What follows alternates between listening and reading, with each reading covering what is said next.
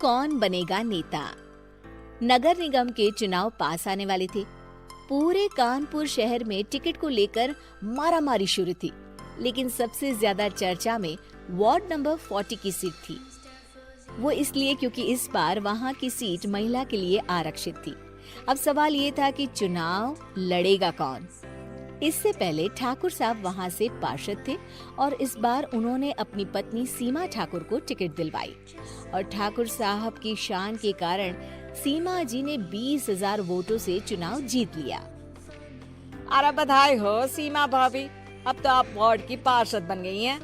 अब तो हमारे काम आप ही करवाएंगी। अरे ये तो सिर्फ नाम की पार्षद बनी है, वो तो महिला सीट आ गई, वरना पार्षद तो मुझे ही बनना था। अब भले ही चेहरा इसका होगा, लेकिन पावर तो मेरी ही होगी। अरे वाह भाई साहब, क्या दिमाग लगाया है आपने भी। आइए आप लोग, खाना लगा दिया है सबके लिए। सीमा जी पार्षद बन चुकी थी, फिर भी उनकी एक ना चलती। सारे काम ठाकुर साहब खुद ही संभाल लेते और जहाँ जरूरत पड़ती वहाँ सीमा जी का अंगूठा लगवा लेते। सीमा जी ज्यादा पढ़ी लिखी भी नहीं थी। एक दिन ठाकुर साहब और सीमा एक प्रोग्राम में जाते हैं। अरे ठाकुर साहब आप आ गए। ओहो, पार्षद मैडम भी आ गई है। स्वागत है आप दोनों का। लगता है हमारे पार्षद फंड का सही इस्तेमाल हो रहा है। चलिए अब उद्घाटन करते हैं। ये लीजिए ठाकुर साहब कैची, आप ही सबसे पहले प्रवेश कीजिए। सब लोग आगे निकल जाते हैं और सीमा जी पार्षद होने के बावजूद भी पीछे खड़ी रह जाती हैं। वो देखती हैं कि वेलकम बोर्ड पर उनका नाम है, लेकिन महिला होने के कारण कोई उनका सम्मान नहीं कर रहा। अगले दिन एक आदमी उनके घर आता है। अरे ठाकुर साहब नमस्कार। कल ना हम नोटिस किए कि हमारा घर तो अवैध है और नगर निगम वाले उसे तोड़ने आ रहे हैं। अरे कुछ कीजिए ना ठाकुर साहब।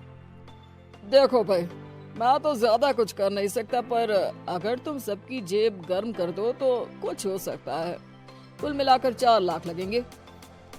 अरे 4 लाख ठाकुर साहब? अरे भाई, मैं अपने लिए नहीं मांग रहा हूँ। दरोगा है, इंजीनियर बाबू है, बड़े साहब है, सबको देना पड़ता है ना थोड़ा थोड़ा। बोलो है मंजूर? तभी वहाँ अचानक सीमा जी आ जाती हैं। अरे ये आप क्या कर रहे हैं? पहले इन्हीं लोगों से तो आपने वोट मांगे, अब इनसे ही पैसे ले रहे हो। अरे चुप रहो तुम, तुम्हारा काम है सिर्फ अंगूठा लगाना, तुम वही किया करो। मुझे दूसरे काम तुम मत सिखाओ, समझी? और तुम ना जाओ, अब पैसे लेकर आओ, वरना जेसीबी किसी भी वक्त आती होगी। सब कुछ ऐसे ही चलते रहता है। एक दिन सीमा जी और ठाकुर साहब को एक लोकल मीटिंग में बुलाया जाता है। वहाँ पर कई और अधिकारी लोग भी मौजूद रहते हैं। अब मैं चाहूंगा कि ठाकुर साहब हमारे बीच 2 शब्द कहें।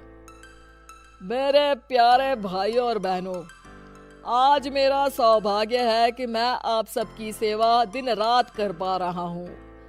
आपने मेरी पत्नी को भारी मतों से जिताया है, इसलिए मैं आप सभी का शुक्रगुजार हूँ। मैं आप सबसे वादा करता हूँ कि हमेशा की तरह हमारे वार्ड में किसी को कोई तकलीफ नहीं आने दूंगा। सभी लोग तालियां बजाने लगते हैं। अब मैं माननीय पार्षद मैडम को स्टेज पे बुलाना चाहूंगा। अपने नाम को बुलाया सुनकर सीमा जी एकदम चौंक जाती है। उन्हें बिल्कुल उम्मीद नहीं थी कि इतनी बड़ी जगह उन्हें मंच पर बुलाया जाएगा। जैसे तैसे वो मंच पर चढ़ती हैं। ऊपर जाती ही सीमा जी को सारी पुरानी बातें याद आ जाती हैं कि किस तरह उनके पति उन्हें कभी भी आगे बढ़ने नहीं देते और उनके नाम से गलत काम करते हैं। वो बोलने लगती हैं, मैं आपके वार्ड की पार्षद सीमा हूँ। आप में से बहुत कम लोग ही मुझे जानते होंगे, क्योंकि इससे पहले मुझे कभी ऐसा मौका ही नहीं मिला। सारे मौके मेरे पार्षद पति यानी आपके ठाकुर साहब ही लेते रहे, लेकिन आज ये मौका मुझे मिला है तो मैं इसे ऐसे ही नहीं जाने दूंगी। मैं आपको ये बताना चाहती हूँ कि आपके ठाकुर साहब मेरे नाम की आड़ में गैर कानूनी काम करते हैं, जिस पर अंगूठों के निशान मेरे होते थे। इसीलिए मैं अपनी गलती मानती हूँ और आज अपने पद से इस्तीफा देती हूँ, ताकि आगे से कोई गलत काम ना हो पाए। अब फैसला आप सबके हाथ में है कि आप हमें क्या सजा देना चाहते हैं। सीमा जी की बातें सुनकर ठाकुर साहब के चेहरे का रंग उड़ जाता है और वो शर्म से मुंह नीचा करके वहां से चले जाते हैं और पद से इस्तीफा देकर ही सही सीमा जी अपने आप में आत्मविश्वास महसूस करती हैं।